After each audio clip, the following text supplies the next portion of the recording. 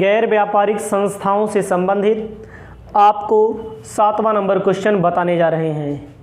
Question आपके सामने है। क्वेश्चन को एक बार अच्छी तरह से पढ़ लिया जाए। कह रहा है, निम्न सूचना के आधार पर 31 मार्च 2016 को समाप्त होने वाले वर्ष के लिए एक क्लब का प्राप्ति एवं शोधन खाता बनाइए।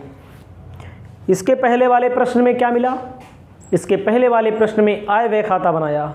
इनमें प्राप्ति और शोधन का मतलब आगम और शोधन खाता बनाना है।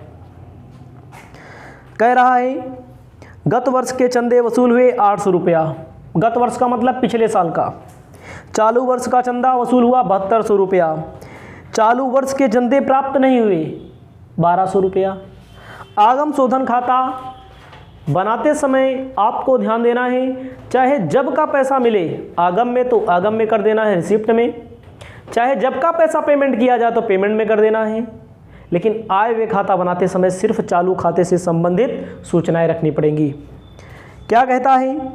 प्राप्तियों में कमरे का किराया 400, क्रीड़ा शुल्क 2400, जलपान गृह से राशि जो प्राप्त हुई है 5000, शोधन में वेतन से 4000, मरम्मत 400, छपाई व लेखन सामग्री 1200, जलपान गृह की सामग्री 3400, चौकीदार का वेतन 2800, बिजली का 1600, किराया और कर 2000। अदत्त व्यय का लेखा आगम शोधन खाते में नहीं किया जाता, लेकिन आय व्यय खाते में किया जाता है। अदत्त व्यय में मरम्मत 200 रुपया, जलपान गृह सामग्री 1000 रुपया। रोकड़ बाकी दी गई है 1 अप्रैल 2015 को 720 का, 31 मार्च 2016 को 1120 का। आपको याद रखना है क्या बनाने जा रहे हैं? Receipt and payment account. Receipt and payment account में दो पक्षकार, एक पक्षकार रिसीप्ट का बाएं पक्ष में और दाहिने पक्ष में पेमेंट का। इस बुक के माध्यम से, एक चैप्टर के माध्यम से आपको दो खाते बनाने को मिलते हैं, रिसीप्ट और पेमेंट और इनकम और एक्सपेंडिचर। तो आपको लिखना है रिसीप्ट, पेमेंट अमाउंट। आपको ध्यान देना है, रिसीप्ट वाले में आपको सबसे पहले लिखना है सब्सक्रिप्शन। चंदा मतलब क्या होता है? सब्सक्रिप्शन। पेपर में दिया रहेगा previous year, current year. Previous year का कितना मिला है? 800 रुपया। करंट ईयर का कितना मिला है? 7200 रुपया। 8 8000। आपको एक बात और ध्यान में रखना है कि जो इसमें दिया गया है नहीं मिला तो नहीं मिला ना। अगर यही इनकम एंड एक्सपेंडिचर अकाउंट बनता तो प्रीवियस ईयर वाला ना लिखते, जो नहीं मिला है उसको इसी में जोड़ लेते, दाहिनी ओर होता। अब क्या कह रहे हैं? कमरे का किराया प्राप्त हुआ है।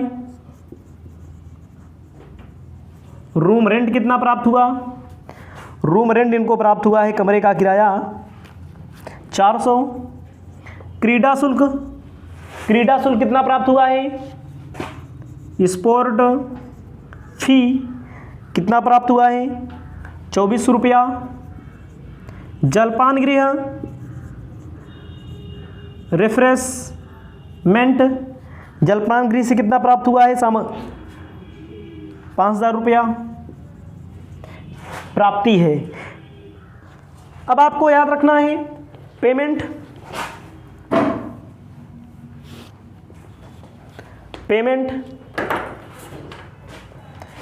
में क्या करना है? बाई पेमेंट में रखना है सैलरी 4000, बाई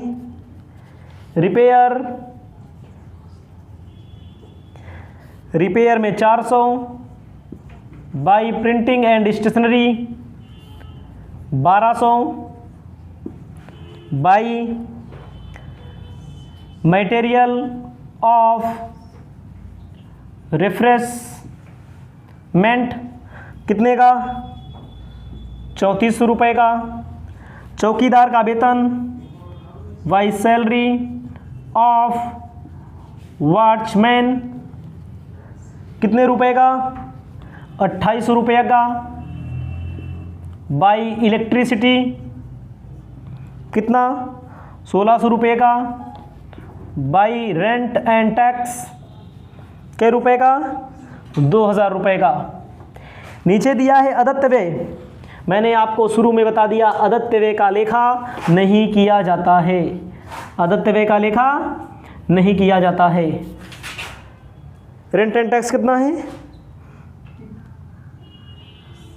2000। इलेक्ट्रिसिटी, इसमें ध्यान दे लीजिए, कहीं पर गलती हो रही है, थोड़ी सी मिला लेते हैं। कह रहा है salary 4000, repair 400, printing and distribution 1200, refreshment 3400, चौकीदार का वेतन 2800, ये वाला थोड़ा नीचे रहेगा, 2800, 1600, उसके बाद कितना? Rent and tax 2000। अदत्त व्यय दिया है, नहीं लिखा होगा। क्यों नहीं होगा? इस वर्ष से संबंधित है लेकिन खर्चा नहीं हुआ है, जो खर्चा होगा वही। अब आपको ध्यान देना है, जलपान गृह का दिया अदत्त व्यय नहीं होगा। रोकड़ बाकी बोला है, जो 1 अप्रैल को रोकड़ बाकी है यहीं पर लिखना अपनी कॉपी में आपको। टू बैलेंस ब्रॉड डाउन, रोकड़ बाकी 720।